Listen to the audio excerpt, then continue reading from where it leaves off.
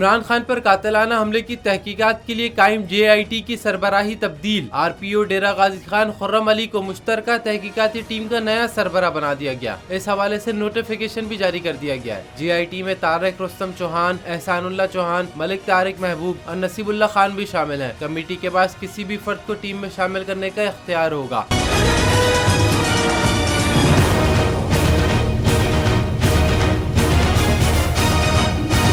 पंजाब हुकूमत की जानिब से तश्कील दी जाने वाली ये JIT सानिया वजीराबाद से मुताल्लिक मुकम्मल तफ्तीश करेगी और अपनी रिपोर्ट सूबाई वजीर दाखिला को पेश करेगी और जरूरत पड़ने पर अरकान में इजाफा भी कर सकेगी। वाज़ेह रहे कि इससे कबल सूबाई वजीर दाखिला उमर सरफराज चीमा ने प्रेस कॉन्फ्रेंस करते हुए कहा था कि इब्तदाई फोरेंसिक तहकीकात में ये बात सामने आई है कि इमरान खान पर हमले में 2 लोग मुलव्विस थे, जबकि कंटेनर से 2 किस्म की गोलियां बरामद हुई।